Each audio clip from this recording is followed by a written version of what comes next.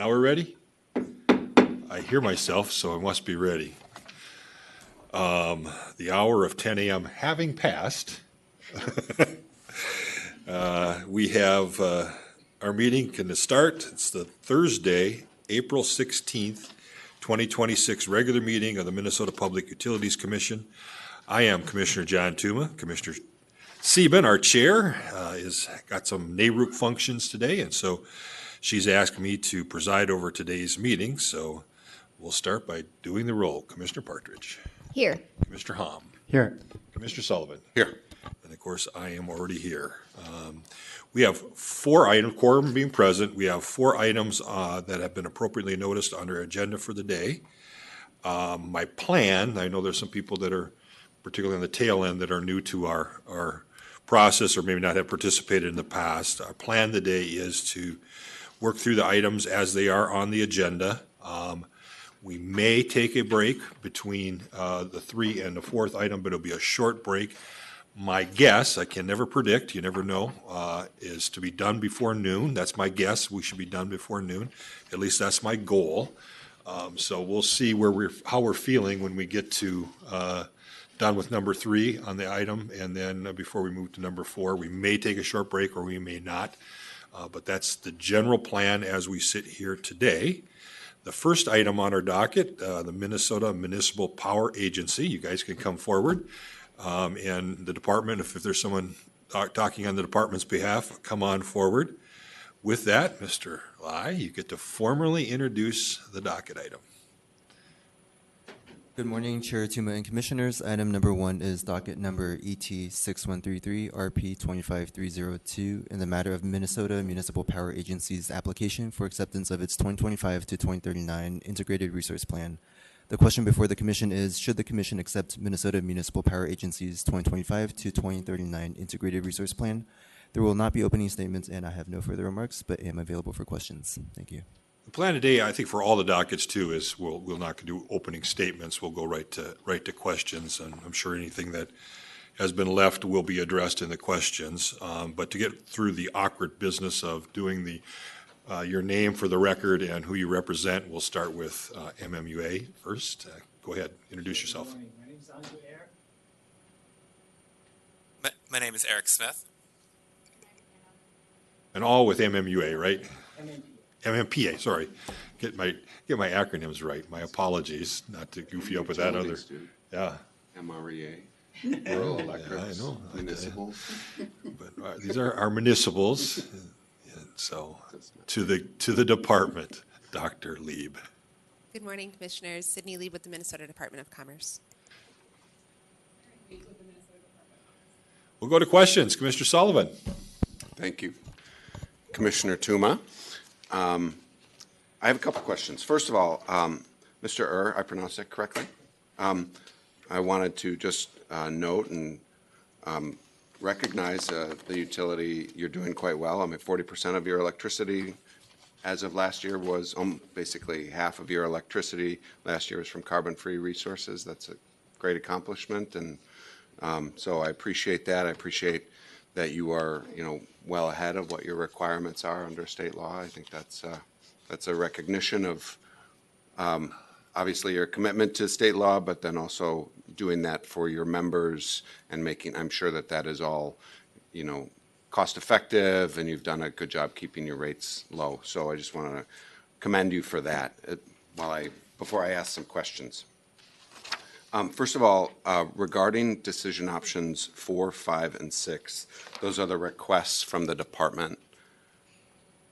And I can just let you digest those really quickly. I'm just curious. I did not see in the record if you were okay with those requests or those decision options recommended by the Department of Commerce. I didn't see any opposition or any support, but I just wanted to see, because my inclination would be to do them, but I wanted to hear if you were okay with that. Absolutely. In the next IRP, we'd be happy to address those things. Okay. Great. And then I wanted to move on to decision option 7. So, I mean, I think capacity expansion modeling is It's great. We use it for all of our other utilities. The department, runs models. We have a number of folks who are able to run models as well in the advocacy community, but I also recognize it's very expensive and you're a smaller agency, so the price, I guess the question here to boil this all down is the juice worth the squeeze. So I'm curious what your thoughts are on decision option 7. Mr. Thank you. We actually echo your thoughts. I think over the past 20 years that I've been doing this IRP work, that's been our comments back to the PUC and the DOC that these models are expensive and we're a relatively small agency. So our preference would be not to go that route unless the commission feels very strongly that we should. Okay. Is the agency aware of any organizations that you're a part of that have a license that you could use or anything? Is there any way that you could get it through an organization that you're already a part of? Mr. No, we're not. MMPA is a standalone 12-member community, and it's not part of any organization other than participating in MMUA kind of things, but they're not into resource planning, I don't think. Along that lines, Commissioner Sullivan, why don't you give us a little bit of insight? I mean, this is all about making sure you're hitting the right number at some point in the future. Walk us through what you do. You have a small set of communities that you work with. What is your planning with them? How do you work with them? We're getting a little nervous because of data centers popping up, and we don't know how those play into your world. I'd be surprised, but you just never know. And so when I started this 10 years ago, 11 years ago, I guess now, everybody was talking about flat load growth. And all of a sudden now, for the last year, we've been all running around with our hair on fire. And so walk us through what you're doing and how you're engaging with your communities. Actually, thank you, Commissioner. I have prepared a few paragraphs that I was going to walk through, which addresses data centers as well as load growth and generation additions that we're planning for. So since our last update to you in July 2022, as you all know when you addressed, the resource planning landscape has shifted significantly. MMPA has a plan and started executing on this plan effectively. Our plan has two primary objectives. One is the satisfying our obligations for MISO capacity in the MISO world, which include the new direct loss of load methodology that MISO has introduced and is going to roll out, I think, in the second half of 2028. The other one is complying with the Minnesota's carbon-free standards. Our projections in our IRP account for rising electric vehicle adoption, as well as 3 10-megawatt distributed connected data centers. It's in our forecasts. We are also in discussions with one large scale data center, and should this project proceed, our specialized rate, we have a special rate for large loads, assumes that the customer is going to take the full responsibility on their own carbon compliance as well as capacity obligations.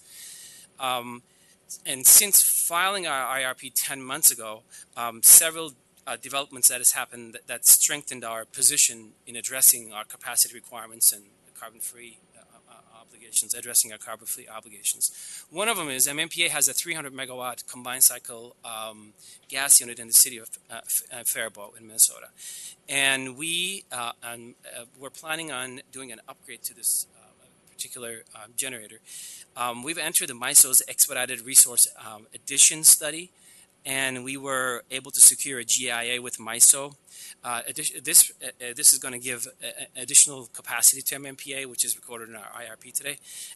This project was supposed to go forward sometime implemented in 2030. What we did was, because of the ERAS GIA approval, we moved this project forward to a fall of 2028. So now we're going to be implementing this capacity addition earlier than we plan to. We have a few updates on the solar side as well. You've noted, Commissioner Sullivan, that we're about over 40% renewable today. We have a Livonia solar project that we mentioned in our IRP that is a 100 megawatt project in the GIA, generation interconnection process in MISO. This project is now lowered to 72 megawatts, but MMPA has land for future expansion, but there's a little change there. Another thing is we record our Bell solar project. That project is a 100 megawatt project in our IRP. We've increased the generation interconnection for that one to 112 megawatts. Above all of these, most importantly, as of last week, MMPA went ahead and acquired a solar project.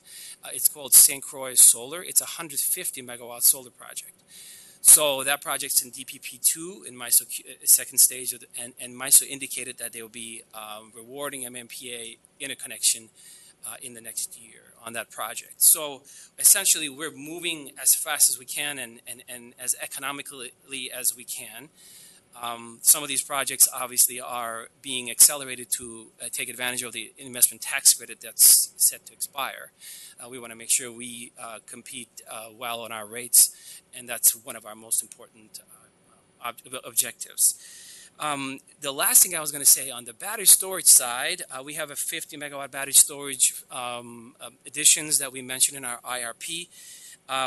We are looking at it, we're evaluating, consolidating them into one 50 megawatt project versus multiple projects and bringing them in service sometime in 2030, a little earlier than what we've indicated in our IRP. But this is an evaluation phase now, but this likely is a path we're going to undertake. So we basically achieve our capacity obligations and the carbon compliance objectives fairly effectively in the matter. All these projects are getting us there fairly effectively is what we believe.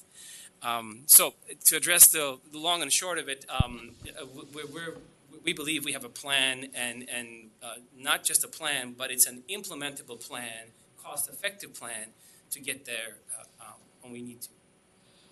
Yeah, that's helpful. And, you know, some of those things were a little bit new to this. I don't know if you're willing to just file an addendum to your IRP kind of explaining that because I think your next plan becomes pretty critical because you're stepping into now we have to start looking at it not just from advisory, but we have to have a compliance mechanism that starts building in after 2030. And so having a look-see on that would be helpful. I don't know if we have needed a decision option or if there's a willingness on your part just to file an addendum kind of walking through some of those changes. We could provide an update that incorporates these changes that I've mentioned on the generation side. Well, it's good to know on the Faribault Energy Center because, as you know, my new shop in the backyard, when I look out the window, it's only about 4 miles as the crow flies, and there's just an opening enough that I can see when it's on, the condensation's going up. So I think, oh, the wind's not blowing. It must be the wind turbines are not turning. And so it's just one of those little daily little triggers. So now I know it's not going to be on for how long? Have you started the project, or when's the project window? It's supposed to be less than a few months of one upgrade, as we understand it right now. It's in planning stages. We've ordered the equipment, so we've got the GIA. So all we have to do is basically finish up the balance of plans, kind of work on it, and we're ready to go. Okay, sounds good. Commissioner Sullivan, some more? Yeah, no, that was all good. Thank you. I want to turn to the department and just to see if the department, if you have thoughts on decision option 7. You heard from the agency, and be curious what your thoughts are on that. Thank you, Chair Tuma, Commissioner Sullivan. I think this discussion is moving sort of in the right direction from our perspective. I think our biggest concern, and the reason we felt the capacity expansion modeling was something they should consider, is that we really want to make sure they're coming up with a method to think through the potential net impacts on emissions from the batteries. And it sounds like they're working on something to do that. I think having something filed in the docket so that it's clear and transparent sooner rather than later, given the 2030 compliance period, is a good plan. I think the other thing that we're thinking about with more sophisticated modeling would be large load acquisition by the company, but the company isn't including large load, like significantly large loads in the IRP because they have a separate tariff that requires bring your own capacity and energy.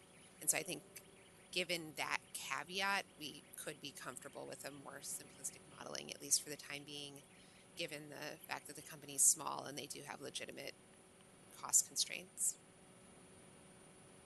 I wonder if the company would be willing in the next resource plan to give us a little bit more flavor around, what you're thinking with capacity expansion modeling and how you would consider using it in the future. I don't know what you think about that.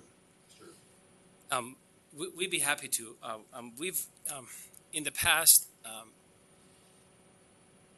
explored acquiring a capacity expansion modeling. We went through a couple of the presentations, and we realized at the time this was a technical issue.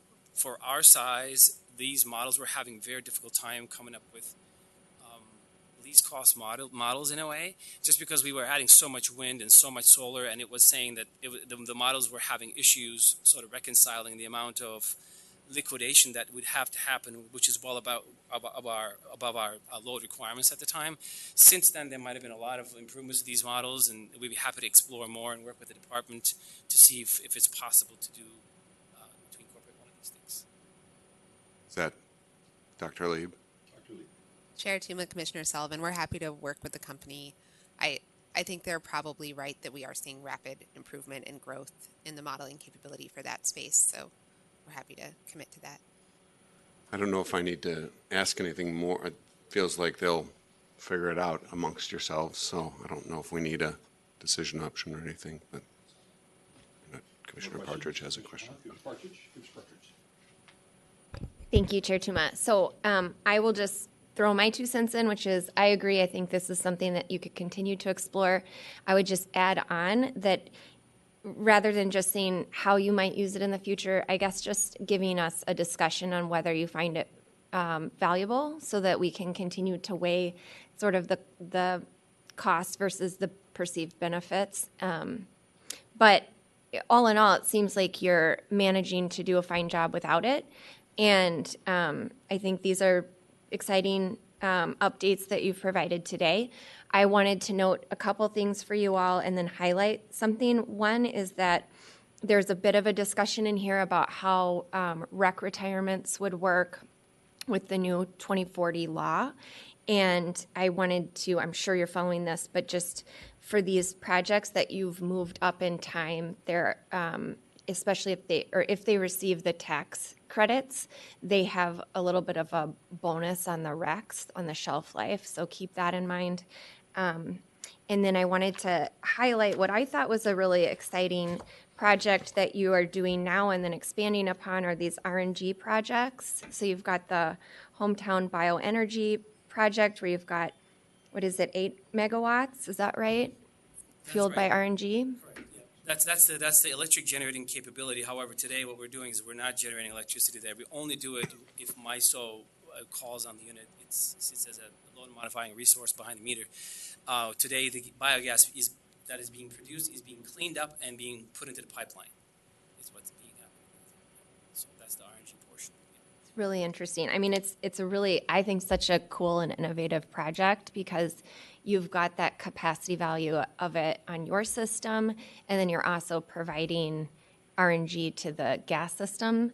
And I don't have questions for you. I just wanted to highlight it as, it's something that we'd love to see the innovations that our large utilities can undertake, but actually our smaller utilities have a lot more opportunity to do some of these really innovative projects like this. And so I saw also that you're working to increase your RNG production at a facility in Elk River, at the Elk River landfill. And so I just thought I'd note that it'll be in service by 2026, right? Yep, that's right now in construction. Correct. Awesome. Okay. Do you want to just give us a little info about it, just as a exciting positive note? Absolutely. Thank you. Thanks for the opportunity. Sure. So that's a project we partnered up with with Waste Management. There's an existing landfill, and so what we're going to be doing at the end of this year, beginning of next year, is taking the gas from this landfill, again, cleaning it up, and then taking it to a pipeline that's nearby, a couple of miles down, and injecting into the system. This is a larger facility than our facility at Hometown Bioenergy, so we're fairly excited about it. Great. And I will just note that I think RNG you know, there's a lot of conversations around the value and the supply, but when you take RNG, you're taking methane out of the air, essentially, putting it into a pipeline where it has much lower emissions impact. So it's just, all in all, it seems like a really positive, innovative way to use what would otherwise be an extremely potent greenhouse gas in our atmosphere to provide greater reliability to the energy system overall. So just wanted to say thanks for including that, and great job.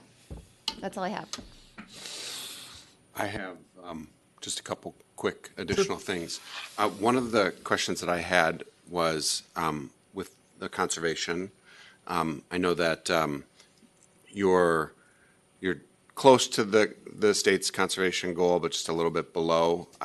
I would interpret that or think that that's probably because you have a significant amount of residential load, and whereas a lot of other utilities are able to hit their numbers or significantly overachieve on them, it's because they have larger loads that they can get more savings out of. I see you nodding your heads in agreement. My question is that over the next 5 years, as you're looking at some new, smaller, I mean, I would say a 10 megawatt data center is pretty small, but that's still a pretty significant load from, I'm assuming, the system size. If you're seeing some new additional commercial loads, do you think, and I'm not asking, we're not going to hold you to this. I know the department is the one who regulates the program, but my question is do you see an uptick in those conservation numbers, or do you see the potential for those? Thank you, Commissioner. I think we strive to get to the 1.5%, and we hope that we can. I just don't know how these data centers are going to be built. They try to build them as efficient as possible, so sometimes the efficiency opportunities aren't as robust as it might be in an existing load. And they're all interested into making sure that they don't buy as much electricity, because this is their largest expense, as I understand it, operating expense. So, we would love to do everything we can to sort of make sure that we can get to the 1.5%. Great, thanks. And then the last question I had is regarding the next IRP filing date.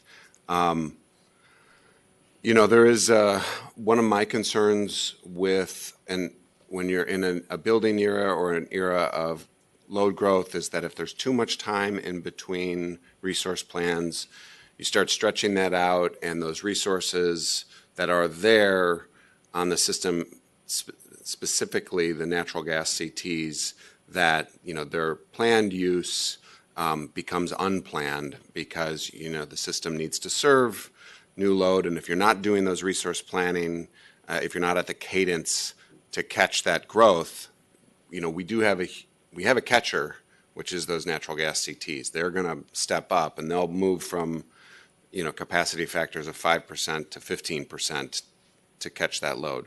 So my concern is that how do we make sure through the resource planning process that we are serving those new loads with the least cost, most effective energy resources. So that's why I bring this up to you with, between decision options 8 and 9.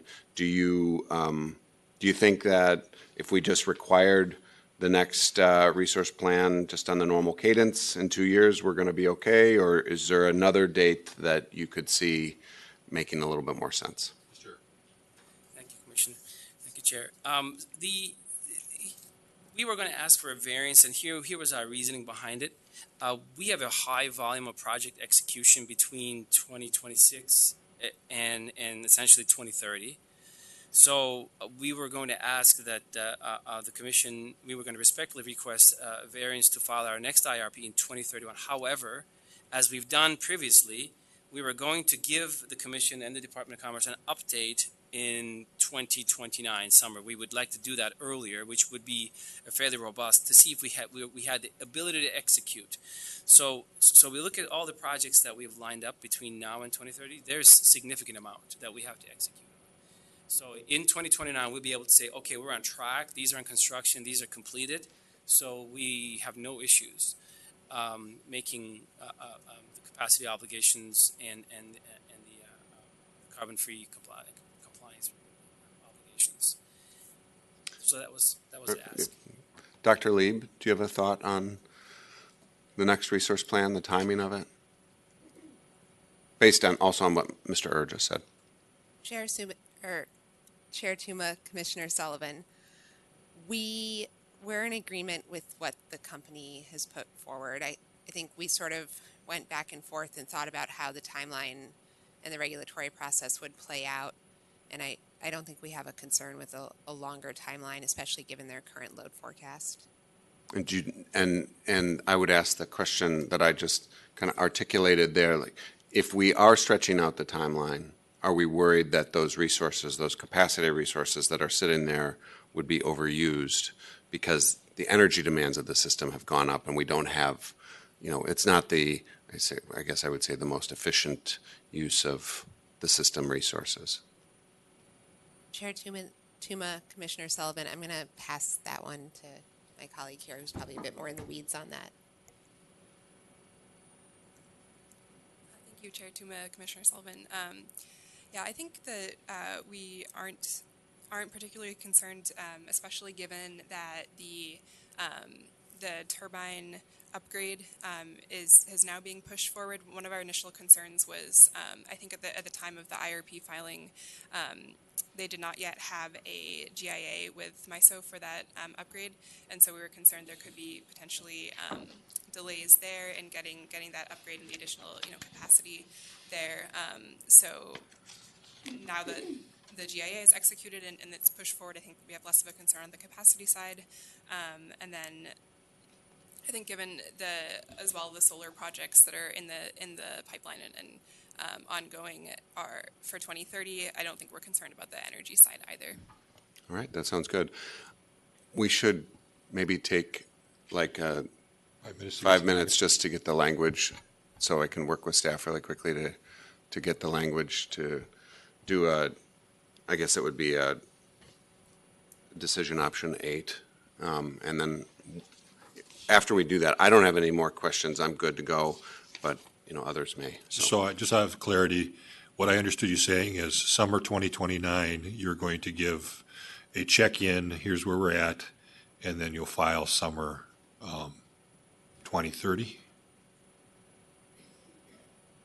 We've asked for 2031. Oh, okay, that's what I'm asking. So assumptions, do you know what makes of us? So we've asked for 2031, but we'd be happy if 2030 is a better timeline for. no, I was just going off what I heard, so I want to make sure we're all clear on the timing that you were suggesting. So, and I would assume you would just set an August 1 date again is what you're thinking. Okay.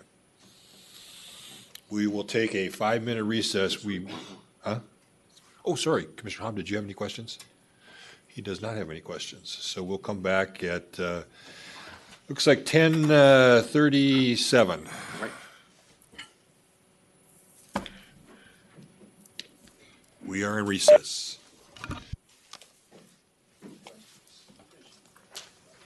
A resource plan.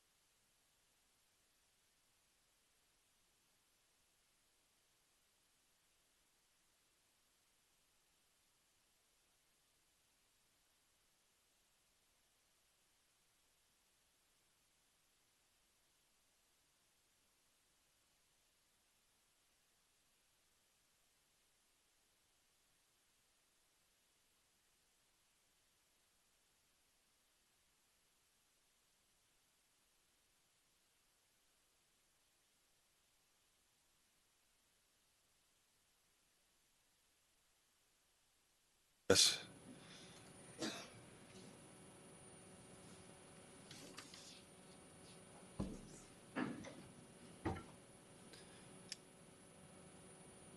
Okay, having returned from recess, I would assume you have a motion ready for us, Commissioner I Sullivan. do have a motion ready. I can, maybe first we can put the new Sullivan 8 up so folks can take a look at that and just make sure everybody is good with the language. So I can just, well, people can read it. MMPA, I'm going to get it right this time. Good? Department? The department is happy with this decision option. I'm happy that you're happy. She said that with a little bit of an edge. All right. Mr. Sullivan. With that, I will move decision options 1, 2, 3, 4, 5, 6, and then Sullivan new 8. And I also want to thank staff for all the work that they've put into this, and the company and the department. So, thank you. It's good to see things moving in the right direction. And I'm going to point out for the next docket, you have Shakopee as part of your members, right? And so when you call the Shakopee Energy Center, is that tied to the Blue Lake substation area, right? It's kind of all in the same area? Okay, just something to note, put in your, you don't have to worry about it, you guys can go, but one thing I do, if you are invited to our MISO meetings, and so I know that you're smaller and you indicated that, but sometimes just hanging out with the big guys, you'll start to learn a little bit. So we have a MISO quarterly meeting at 10 o'clock tomorrow, and pizza is afterwards. I promised our friends that we would have pizza, so you are welcome. There's plenty if you want to have someone show up, we would be happy to have you there. You can learn a lot from that discussion. So with that, all those in favor of the motion signify by saying aye. Aye. All those opposed, same sign. Motion passes unanimously. Thank you, folks. Good work. Let's get set up for the second docket. Parties can come forward who are on that.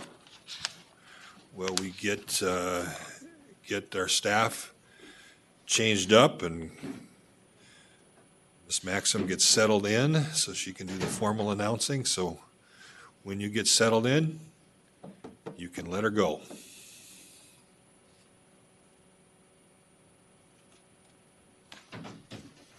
Good morning, Chair Tuma and Commissioners.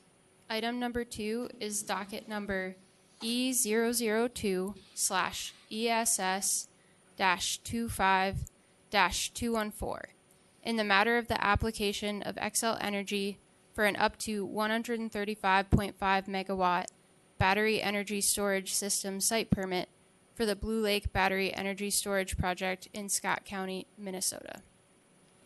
And it was unclear to whether the city of Shakopee was going to show up. Are you aware of anything, Ms. Brusman? Or? Chair Tuma, Commissioners Christy Brusman appearing on behalf of Northern States Power Company, doing business as Xcel Energy. We're not aware that the city of Shakopee will be here.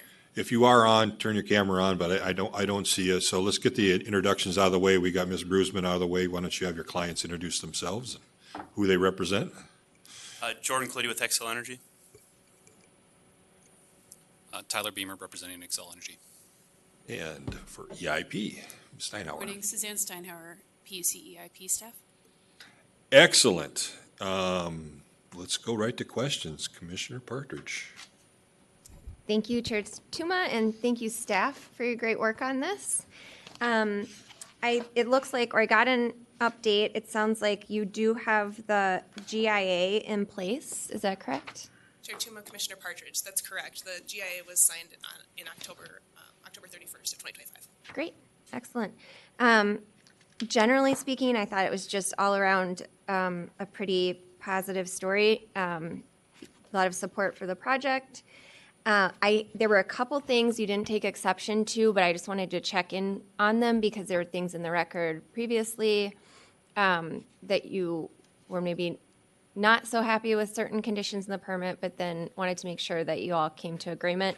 The first is the community benefits agreement. So it sounds like you're already talking with the city, and maybe you could give us an update if you have any concerns. I want to note that in the permit, if the city determines that the agreement isn't really worth the work, that you guys can come to us and say, we're not finding value in this, and we'll just not do it. So that kind of off-ramp is in the record there. But Ms. Brusman? Ms. Brusman. Chair Tuma and Commissioner Partridge, thanks for that question. Yes, as the record was developing, we did flag a concern around the requirement for a community benefits agreement here. I think, obviously, we're in an environmental justice community. And, there are policy reasons actually encouraging clean energy projects in EJ communities. And so we wanted to make sure that it was clear that it's not just because you're in an EJ community that a community benefits agreement somehow becomes the precedent. Right here we have mitigation measures that are outlined in the application.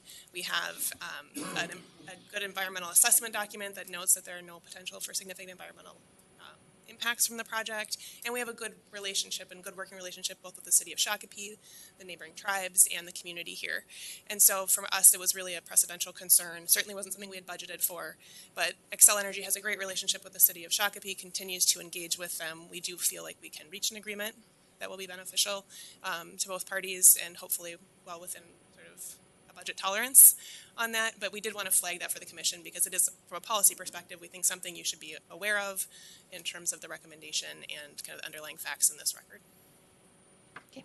Along that lines, Ms. Brusman, and the EJ requirement is a new twist to this community benefit thing. I kind of looked at the history of it, and I do remember this is kind of a leftover from the solar permitting things, and we had a few solar developers who were not utilities, were independent developers who were developing projects in Minnesota, and they were making promises that they were going to do certain community activities, support the softball team, donate to the library, mobile bus going around, whatever, things like that they had committed to do to the community to build community relationships because they knew there was going to possibly be opposition, and so they wanted to I guess curry favor with the community. Nothing wrong with that. I think it's a great thing to have your independent businesses coming into town willing to be part of the community. That's been one of our goals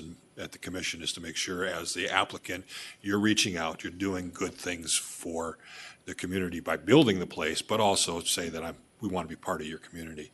And so when they made those promises, we initially said, look, if you made those promises and we're giving you a permit on that, we should at least do a double check you're actually doing it. And so that's when we started requiring kind of these things to be filed, and it kind of came about. So I think I'm comfortable with where you're at with this, and I don't want to start saying there's a big precedent here because I think there's a couple things pulling both ways on this. The first being that the best is at a location in a community that is not one of your communities that you serve as Xcel. But Xcel does do things for the community. You have a lot of community events, you give money, and we regulate that and oversee that in the rate case. And so I see here a situation where I don't know if I need to have you as a solar or a BESS developer, okay, be making commitments to us that you're going to be doing things in the community, because we already know you do those, because we monitor that in the rate case and we make a determination whether that contribution is recoverable or not. I think we usually give you 50% of it because a lot of it also is your corporate value that you're giving to the community. So that's typically what we've done in these situations. So I'm less inclined to feel a need for a community plan if you are a rate-paying utility that we have a rate case that comes in front of us. But then I have Shakopee, which is not one of your members, and so they are hosting this battery for you, and you're coming into that community, and so having a conversation with them as your host and not your member, because they're probably not going to get money for the softball team because they're not part of your community. Lakeville will. You have that nice little commercial where you have all the little communities that you put up there, and the guys are throwing footballs around, and we're giving back to the community, but I never see Shakopee in there, okay? I see Lakeville, I see, other communities that are around that you serve, and so I have that push and pull here of whether it is. And so I think we want to be careful to not be, say, we're setting a precedent here and indicate that this is a kind of a case-by-case basis. And we shouldn't just assume because it's in the permit that that's going to be required of a rate-paying utility. But I think the proposal that you have is a fair compromise of how to do this. And so I just wanted to say that's my thinking behind this and give you a chance to explain to me where I'm wrong.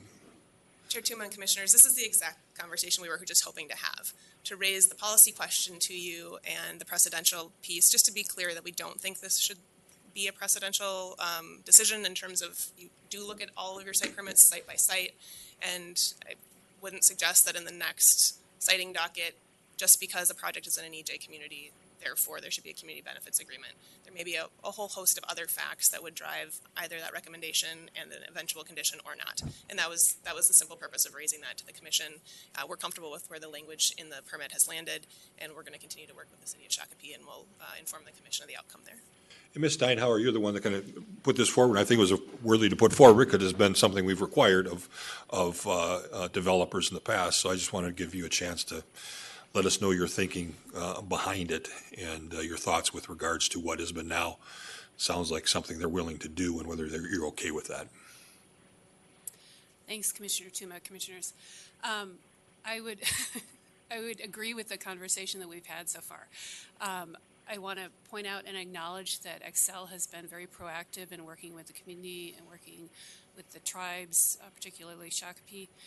And it is really, there are, as the discussion has pointed out, there are pros and cons, and it is a unique situation. And our hope was to have this discussion so that the commission could be informed and make an informed decision.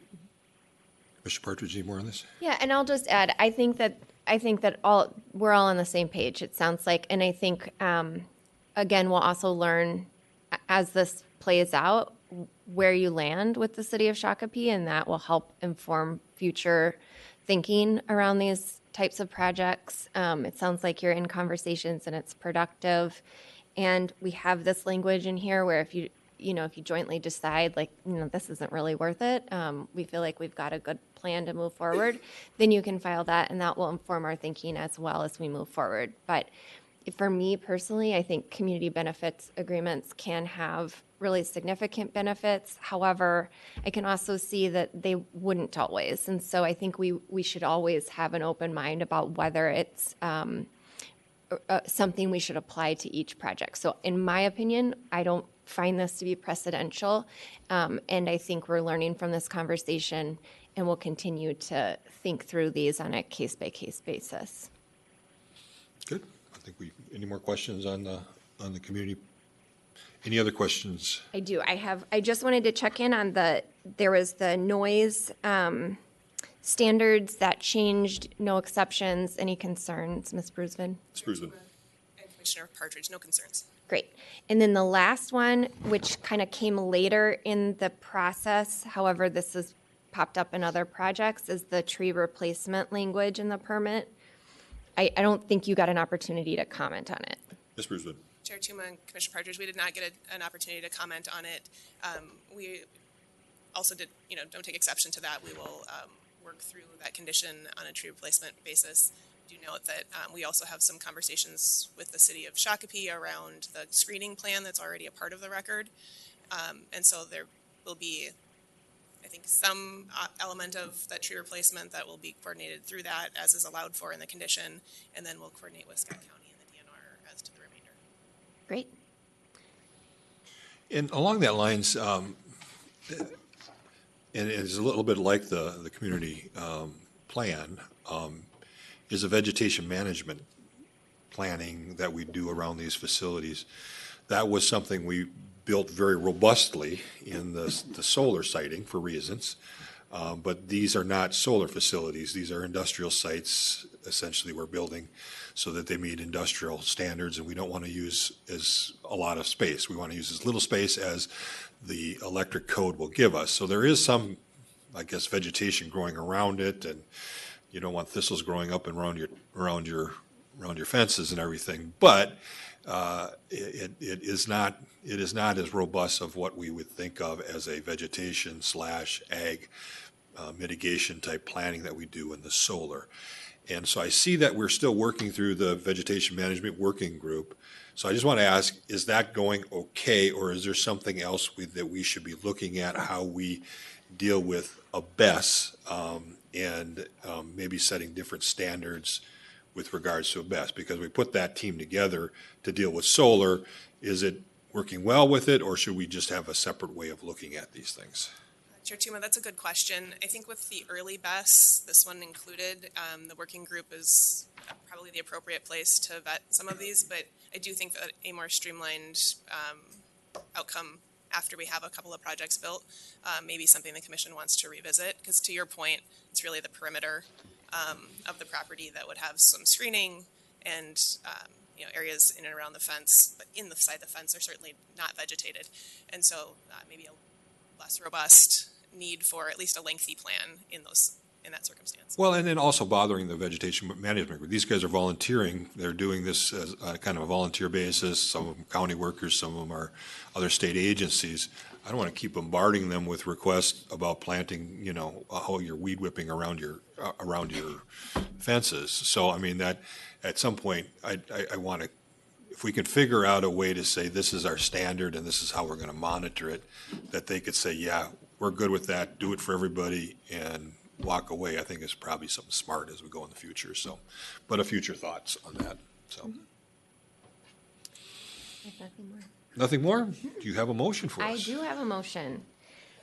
I agree with staff's recommendations fully, so that would be decision option 1, 2, A, B, and C, 3, 5, 6A, and 8.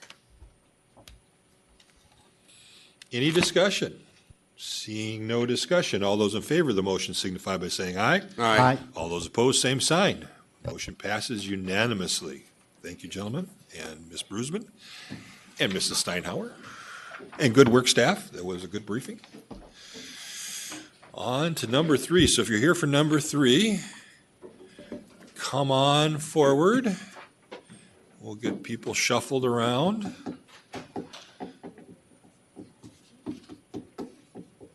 Mr. Davis, you coming up and visiting us? I might have a question or two for you.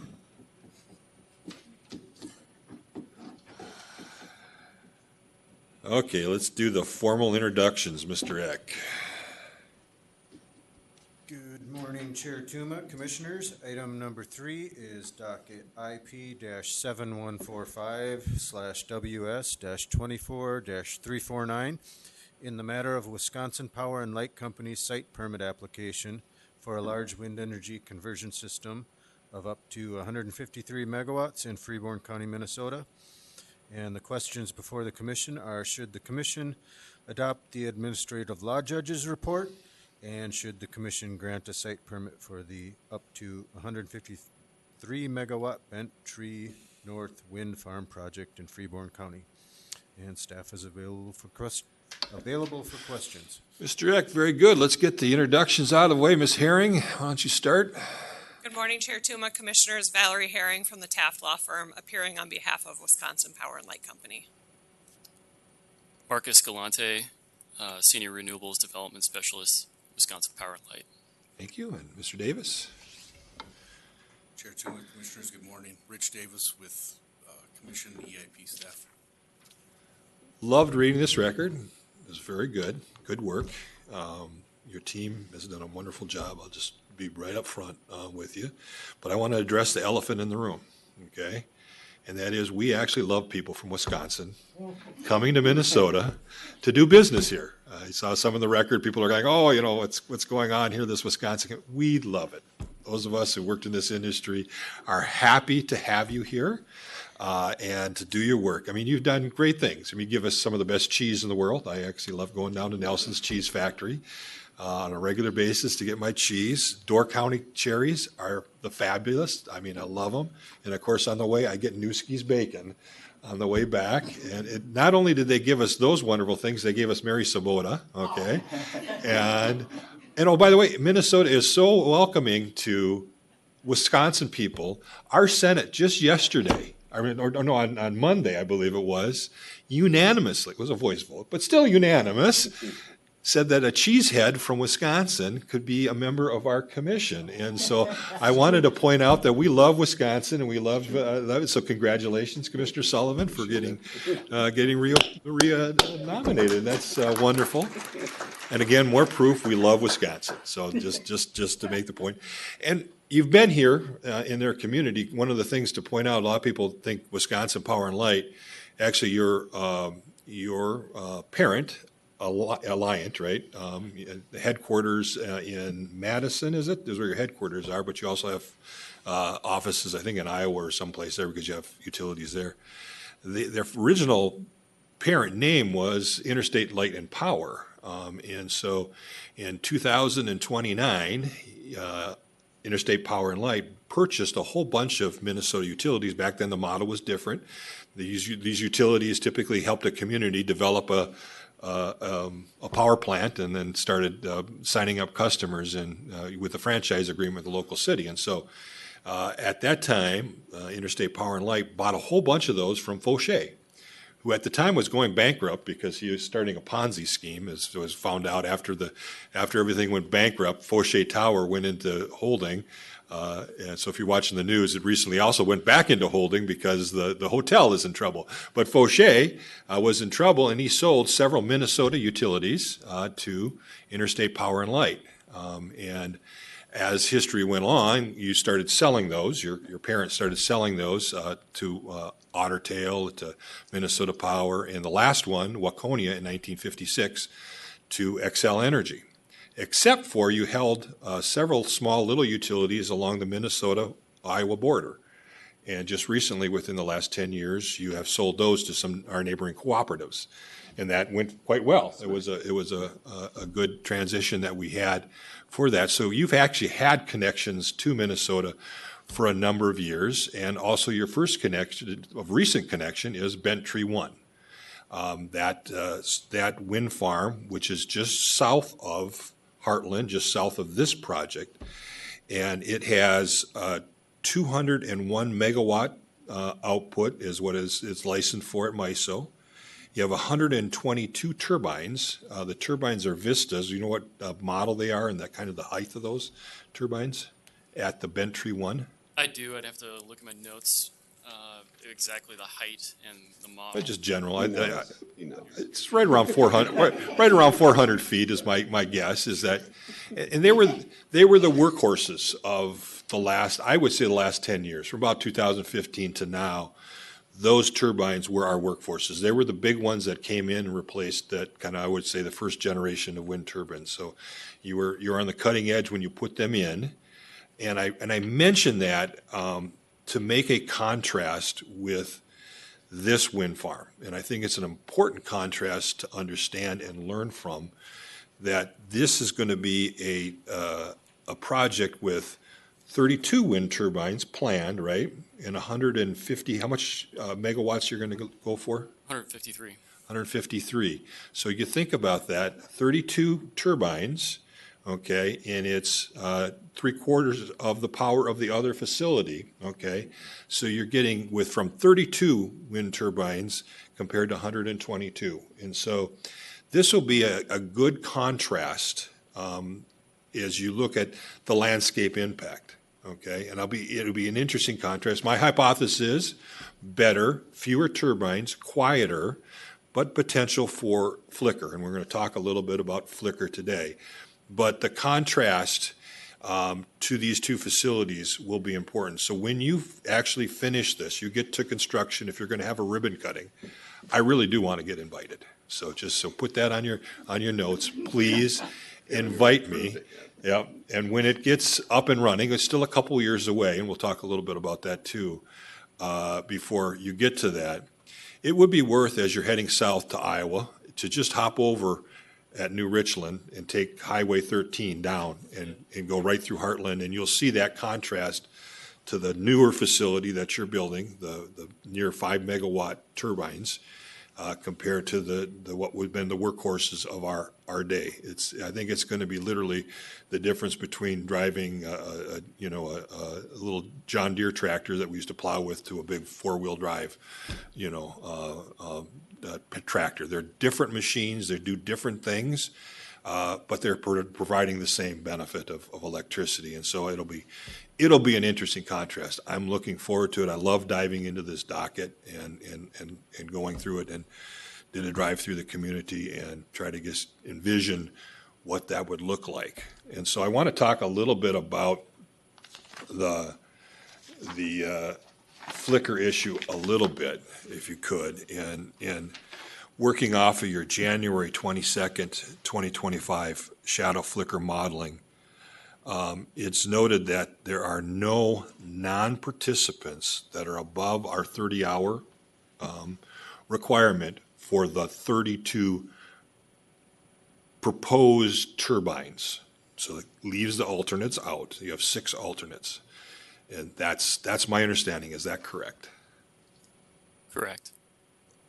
And so, but when you put the alternates in, so you have 6 alternates, and I don't get so concerned about participants. When a participant signs up, they know the game. They have the right to work with you on flicker, mitigation, whatever. So the ones I worry about is that person who's a non-participant. And so I looked at the non-participants involved, and I saw of them, there are 3 non-participants if you do all of your alternatives, okay? In other words, every one of them was done.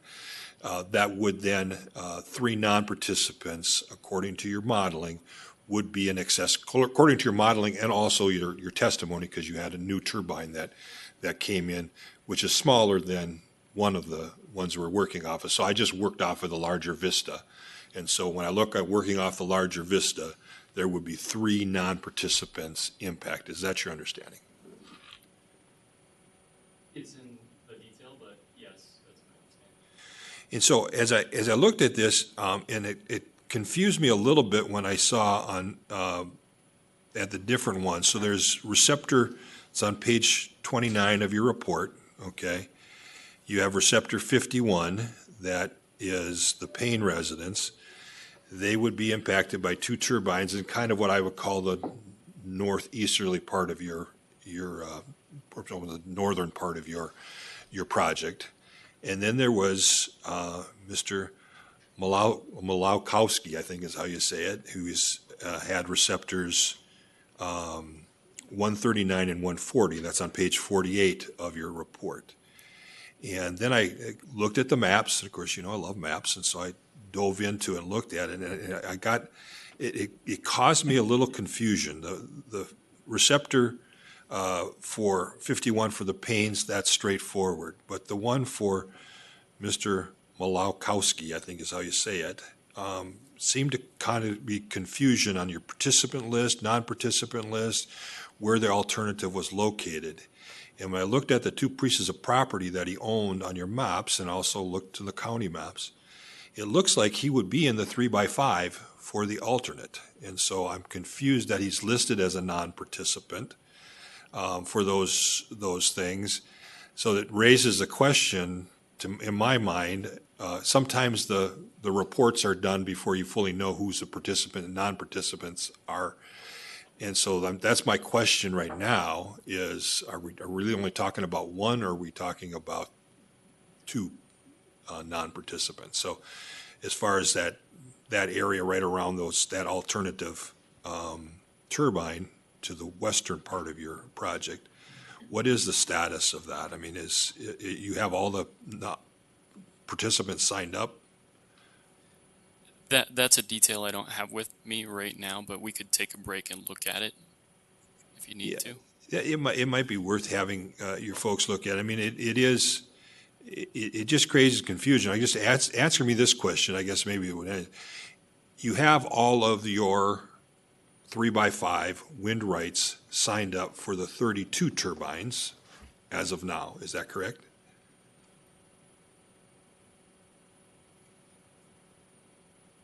With the exception of one landowner, we have everybody signed up that is needed to construct the project as it was submitted. So you're still waiting on one more landowner to sign up that may kick in an alternative at some point then, is that It the could, situation? yeah, it could generate the need for an alternative, which there are 6 different options, right? And for those 6 alternatives, what is the land right position on those? Do you have those signed up, or is that something you're waiting to do after we find out about this one landowner? Is that kind of where we're at? Well, and it's also going to be whether the foundations can be put into the ground.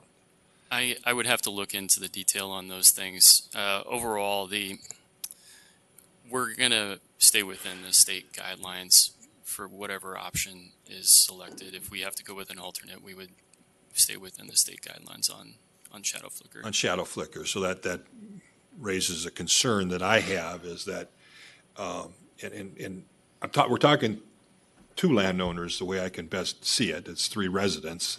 One, Mr. McCloskey has 2 properties that he owns that were those receptors, 140 and 139. And I would be comfortable if you could make this commitment. I have a decision option around it, but I don't need to do it if you have a commitment to it, is that I'm worried about the community feeling a bait and switch. You know what I mean? That I'm outside of I'm not going to be as much impacted, but all of a sudden now an alternative comes in and all of a sudden, boom, I didn't realize that. And so that's the concern I have. And so I guess here would be what I want to hear from you. And by the way, I trust you guys. You did a wonderful job at Bent Tree 1. The reason you had very little resistance now is because I think you did a great job on working with the community around you on Bent Tree 1. But I guess the commitment, I want to know from you soon thereafter or near when you find out about the need to do an alternative, because you're going to have to make some decision about this well before 14 days prior to construction, okay? You're going to know it, okay? You're not going to just show up on 14 days before construction and say, here it is. And so within this year and a half or so of time that you have, if you are locked into doing an alternate that's going to cause one of those non-participants to go over 30 hours, can you just reach out to them early? I mean, beforehand, so that they know, and then you explain to them our provisions under 7.2 of the permit that I think is sufficient to protect them, so long as you're reaching out to them early and having those conversations. Is that a commitment you're willing to make to us today? Yeah, I think that's very reasonable, and I guess I would also touch on the shadow flicker management plan that's within the application already. Yeah. And it's there, it's already there. The concern I have with the plan is that we're developing, and you don't have anybody that you'll be developing a plan for right now. There's nobody, because you did such a good job of placing your turbines. You don't have that for the 32. But it's that, all of a sudden, that's, like I say, that surprise for that person. And we would pick that up at 14 days prior to construction, because that's when you have to tell us what you've been doing. It would be nice to know that you've made that commitment, that you're going to reach out to them pretty early, so that the thing that you don't show up to us on pre-construction is, oh yeah, by the way, we've known for the last year that there's this guy who is going to be more than 30, and we've done nothing about it, and we'll work on it now. And so it'd be nice to know that these people are finding out it more in real time, and so that, to me, that's your commitment, and that's works exactly with how our permit condition would work. It would be excellent that that's how it would function. Your commitment is enough for me at this stage. And Mr. Eck is aware of this, and now Mr. Davis, I can't talk to him about this one. Now he's also aware that there's the Payne residents and the McCloskey residents I'm worried about, that you're communicating with them. Yes, and I appreciate your concern for what can sometimes maybe be procedural undue hardships. So very detailed look at that. Those are all the questions I have. I don't know if anybody else has questions for the applicant, or Mr. Davis, I should have asked you, you okay with my ramblings on Flickr, and you'll be able to watch out for the pains of Mr. McCloskey as you go through the process? Chair Tuma, I'm okay with that, yes. And I think with our compliance stuff, we should be able to handle it pretty easily. Any further discussion or questions? Seeing none, I agree with the staff. Again, great briefing papers, Mr. Eck. So the decision options 1, 2, 3, 4, all subparts, and 6, recognizing the commitment from the applicant to make sure they deal with the alternatives if they arise. All those in favor of the motion signify by saying aye. Aye. All opposed, same sign. Motion passes unanimously. Thank you. Good work. Keep it up. Do you want to take a couple minutes? So, question for my fellow compadres. Do you want a 10-minute, 15-minute break at this stage? 5? Yep. So we'll take a recess till 11:20 and come back to handle our last and fourth item, the Enbridge Certificate of Need.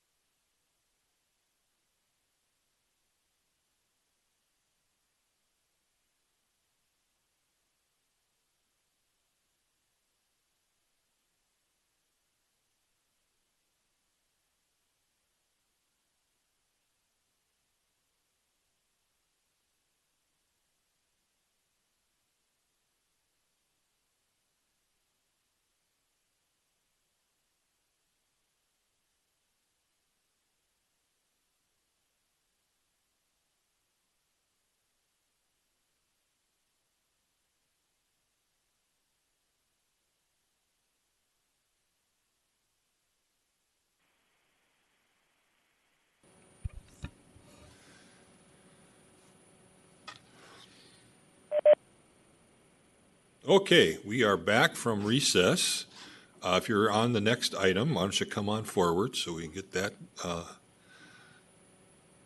out of the way. And if you were on the next item and on virtual, please turn your camera on. That helps us know that you're there.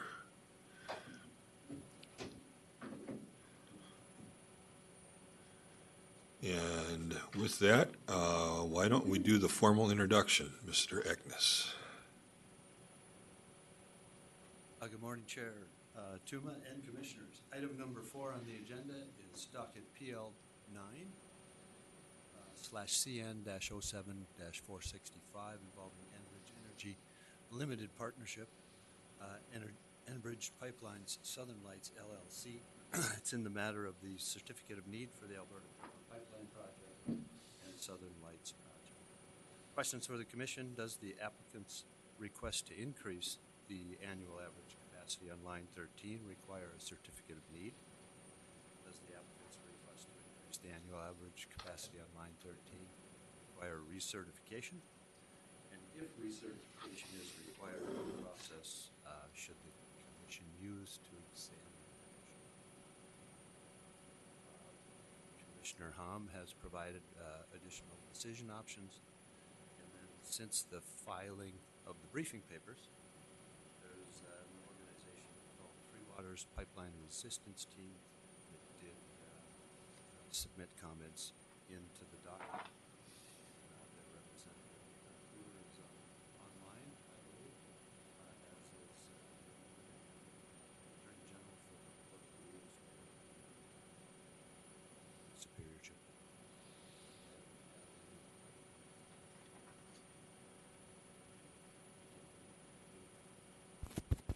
Was he not on?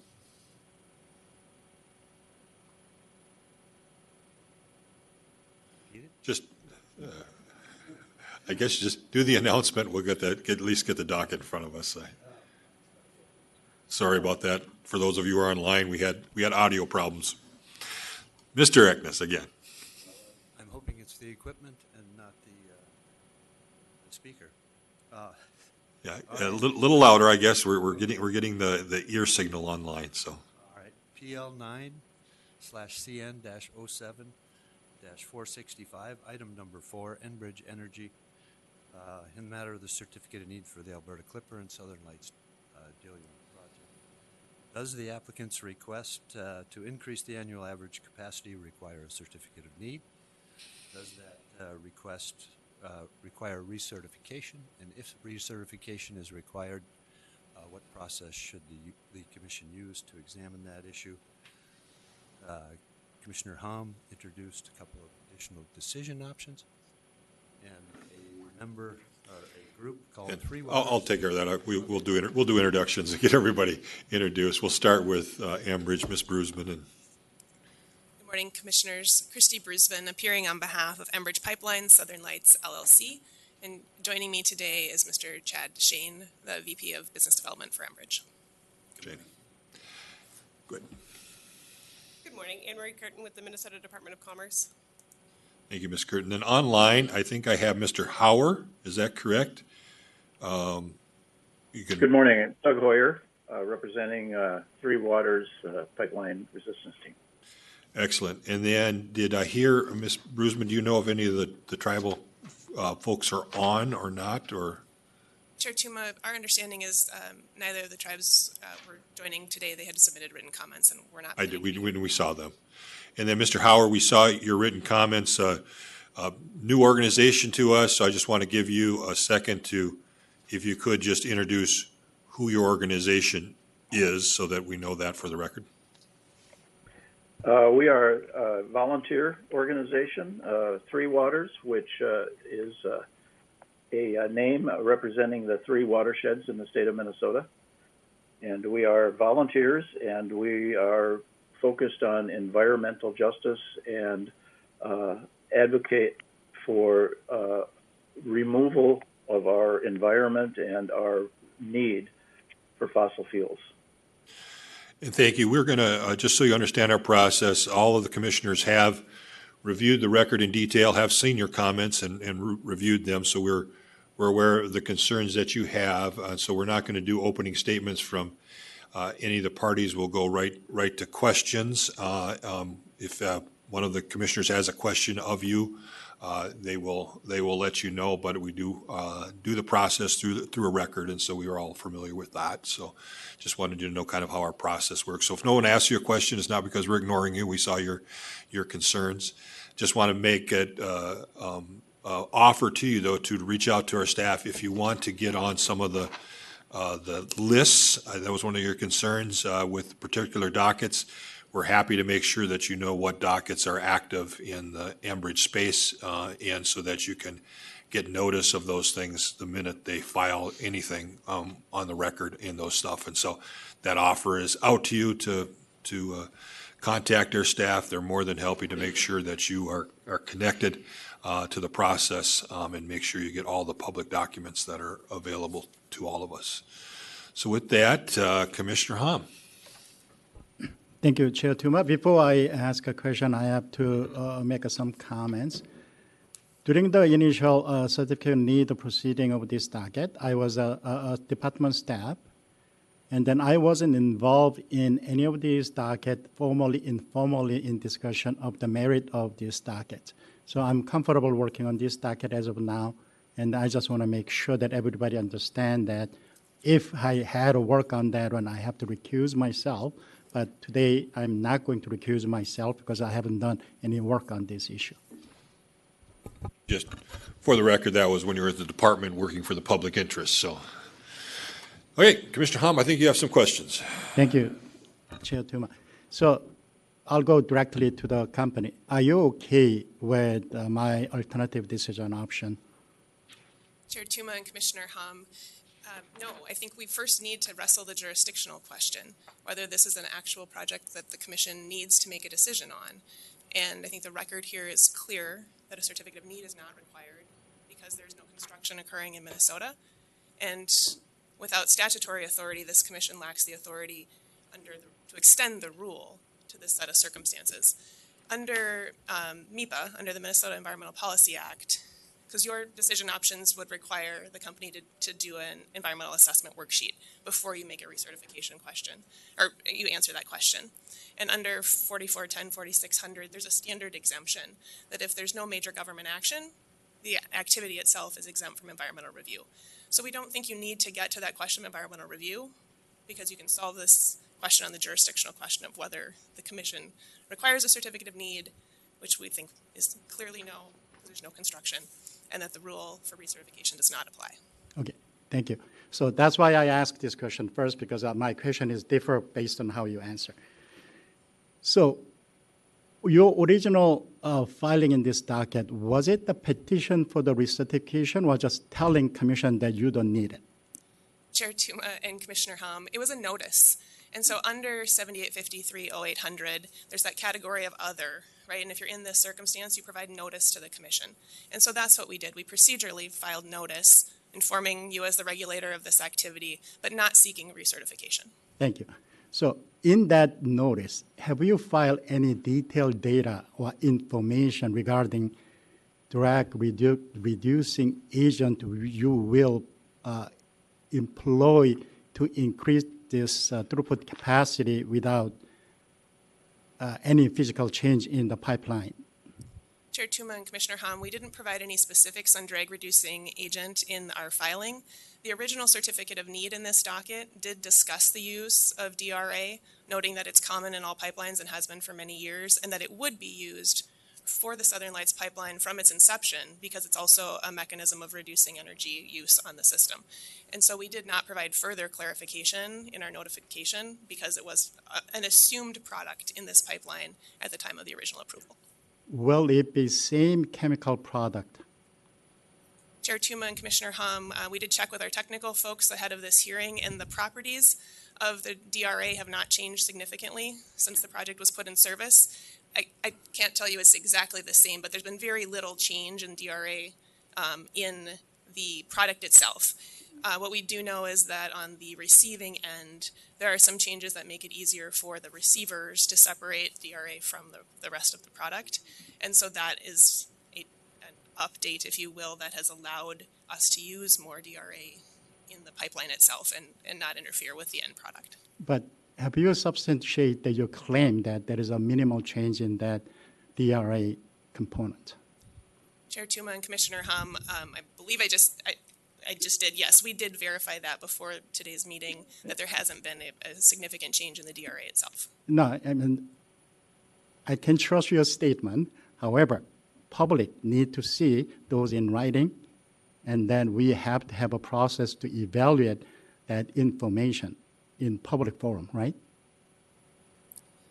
Chair Tuma and Commissioner Hum, we can certainly provide that additional information in writing. I still think you have the legal question about whether or not, with absent construction, that there's any activity that this commission needs to take on this particular change. And so I think you still have to wrestle that question, but we're happy to provide that additional information into the record following the meeting if that's helpful so that it's there. The legal advice I received is without knowing that facts, I just ask. I don't know whether I can make that decision today, whether we have a legal jurisdiction or not, because not knowing that the exact component or composition of that the liquid, can I decide whether I make the same decision on certificate of need in original docket or not? So given that circumstance and your throughput will go above and beyond 10% of original capacity, I think your notice is put us on the box that we need to develop more records, because if you put all those information up front, we could have seen that information, we could have decided what to do today, but without those information, how can we make that decision today? Chair Tuma and Commissioner Hom, I still think you're able to make that decision because, again, DRA was a known product to be moved through this pipeline. It was part of the application itself in this docket, and it's also a product that moves today through many pipelines on the system. So it's not a new product, not something that wasn't considered at the time of the original application. And again, there's no construction in the state, and I do think that's an anchor that this commission needs to think about carefully. That without construction, what is the commission's jurisdiction over this particular issue? Okay, let me ask this question. Then if you reverse this direction of this pipeline and you start to transport the petroleum rather than these diluents as originally permitted, do you think still we can ignore that and then you don't need to file certificate of need and or recertification of original CN? Chair Tuma and Commissioner Hom, that's a set of facts I haven't analyzed. Certainly, if there are physical changes that require construction in order for that reversal to occur, we would need to bring that to the commission. And at a minimum, there would be a notification to this commission and a chance for you to evaluate whatever that set of facts is at the time as to whether it needs to come before you. Yeah, I mean, if you don't need that physical modification of the state pipeline, you change the content of the pipeline that you are flowing, do you think still we don't have a jurisdiction over that? Chair Tuma and Commissioner Hom, again, that's not the set of facts we have before you, and we would have to evaluate it at that time. To me, that's the exact same facts, even though you claim that there is a minimum change, but you admit that there is a change, right? We do not know what that minimum means without any written records. Chair Tuma and Commissioner Hom, I'm sure that, again, we would make the same notification to this commission and be back here to discuss whether or not that activity at that time does require this commission's attention. So I think I asked enough. I don't think we will have any agreement here. I think I asked enough question here. Thank you. I agree with where you're going, Commissioner Hom. And Ms. Brusman, I appreciate the construction argument that you laid out, but we're not here for a new certificate under construction of a facility. You've already constructed. Okay, this line was constructed, it was built, and it says you cannot get a site and you cannot construct, okay, until you have a certificate of need. And so under this docket 7-465, you received a certificate of need, and you told us there is going to be this product flowing through, okay, at this volume. And the wisdom of the commission back then, before any of us were all here, okay, was that That's fine. We don't want to make you come in here if you have to turn the dial up 1% or down 2%, if you're going to make minor changes in the product that are going through. But when we gave you the certificate of need at that time for that construction, we made a certain amount of assumptions of what it was, and we said if it's 10% over this, this happens. If it's 20%, this happens. And that's what we're going off of, the construction at that time, not the construction that you're doing now. It's the construction you're doing is what is our hook. That's what we got the certificate of need. I sat through a whole series of decisions that we did. We made very sure that it was in the certificate of need docket where we wanted to make sure that mitigations were done in other lines, okay? And that was critical. That was what we were doing, because once it's constructed, you can do almost what you want. And we said, no, we want to know what's going through there, because that's what we're mitigating against the concerns we have for our community. And so that's important that we know what that is, okay, because of the certificate of need that's already in place. Okay, and I think that's what the department's argument isn't. It's not that this construction argument is the construction has happened. It's this docket we're worried about right now, and it's the limits that we are worried about here. Is that correct? Chair Tuma, that's correct. The department believes that this remains in the commission's jurisdiction because of that original CN. This is a request to modify that, and so there doesn't need to be new construction to bring it within the commission's jurisdiction. This is already within the commission's jurisdiction. Because we had conditions at the time regarding this specific amount of flow, all of that was part of that. That is correct. Okay, that's what I see, Ms. Brusman. You can try to correct me if you're wrong, but I'm not looking at you have to do construction now. That's, to me, irrelevant. The question was, did we have authority back then? And you apparently thought we did, because you went through a whole process to get a CN for this line. So, Chair Tuma, at the time when we sought the certificate of need, there was new construction, right? There was new pipe laid, and that, again, triggered the requirement for certificate of need. Your rules are a function of your statutory authority, and here your statutory authority limits you to projects that are cited constructed, the construction link requiring a certificate of need in the state of Minnesota. So where there is no construction, again, that activity comes outside of the commission's jurisdiction. Your rules have some, again, notice requirements, and at certain thresholds, depending on that activity, right, can require recertification. But here, we're lacking that essential element. And so I think that this can be very straightforward for the commission in terms of that a certificate of need is not required and recertification does not apply. I do think if you stretch beyond that you stretch beyond the authority that the legislature has granted you.